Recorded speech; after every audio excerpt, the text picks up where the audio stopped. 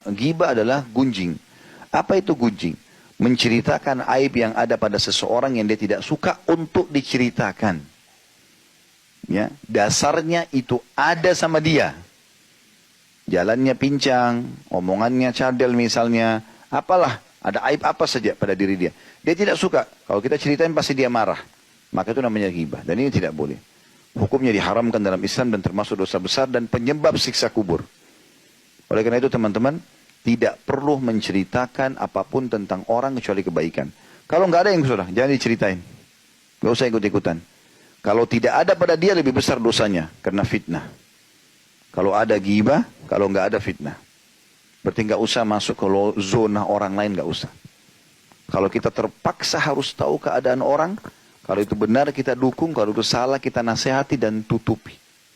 Saya pernah buat itu tablik akbar, judulnya At-tabayun wa tasattur. Cross check dan tutupi. Dan cross check pun ini kalau ada hubungannya sama kita. Baru kita cross check. Oh, saya mau pastikan sama dia. Karena ada hubungannya sama kita. Misalnya nama kita dibawa-bawa. Ya udah kita cross check. Kalau nggak ada hubungannya nggak usah. Ada cuplikan di TV kita lihat tidak ada hubungan sama kita.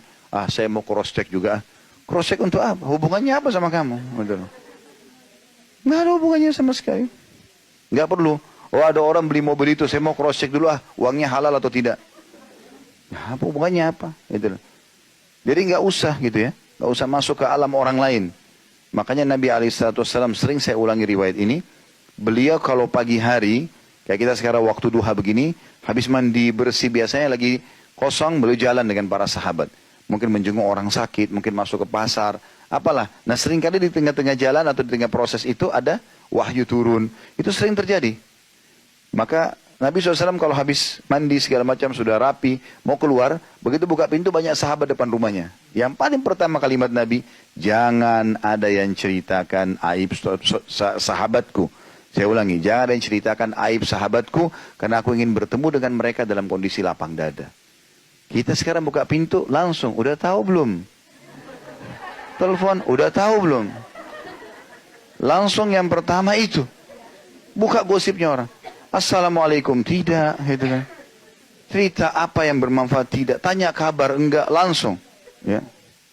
Jadi luar biasa campurin urusan orang. Ini bahaya, ghibah ya. Kalau Bapak Ibu dengar orang menceritakan, apalagi kalau baru kenalan ya, baru kenalan sudah mulai cerita tentang aib suaminya, aib istrinya, pekerjaannya, berarti tidak layak jadi teman itu. Kalau dia sekarang ceritain suaminya sudah 10 tahun sama dia, maka kita yang baru berteman 2-3 hari nggak diceritain. Diceritain sama dia nanti. Memang sudah begitu.